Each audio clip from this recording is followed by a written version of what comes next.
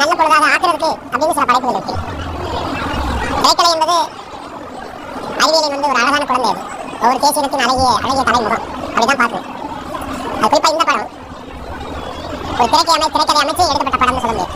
அன்றாட நிகழ்வுகளை நம்ம சந்திக்கிற நம்ம எதிர்கொள்கிற அவலங்கள் எவ்வளவு பிரச்சனைகள் எதிர்கொள்றோம் அதை நமக்கு எதுக்கு பிரச்சனை நமக்கு வந்து எங்க கடந்து போகுது அந்த நாட்டுக்கே பிரச்சனை. அது தினந்தோறும் நம்ம சந்திக்கிற எதிர்கொள்கிற பிரச்சனைகள் எல்லாம் இந்த படம் வந்து மிக ஆழமாக அழகாக வலியுறுத்தும். ஒவ்வொரு உரையாடலும் வந்து ஒரு தத்துவம் போல இருக்கும். தொடக்க காட்சியில ஒரு தெருவில் செல்வி வச்சிருந்தான். அதை பார்க்க தம்பி ஜெயனுடைய கதாபாத்திரம் அவர் உள்ளூர் இறைய சக்கரத்தை ஏற்றி அதை தண்ணி எடுத்து விட்டுருது. பார்த்து போடா அப்படின்னா நீ பார்த்து முள்ள போடாங்கிறதுலேருந்து ஒவ்வொரு செயலும் மாறுவதற்கான ஒரு சிந்தனையை இந்த படம் விதைக்கும். அதில் உங்களுக்கு தெரியும் அந்த கமலாசன் அவர்கள் நடிப்பை நம்ம ஒவ்வொரு தோற்ற மாறுதலுக்கும் அவர் உடல் மொழியை மாற்றி அவர் நடிச்சிருக்கிற விதம் இந்த படம் நடித்த எல்லா கதாபாத்திரங்களுமே சிறப்பாக செஞ்சிருக்காங்க. முதல் பாடத்துக்கு இதில் இருக்கிற வேறுபாடு என்னன்னா ஒரு பிரச்சனை நமக்குள்ள உலகில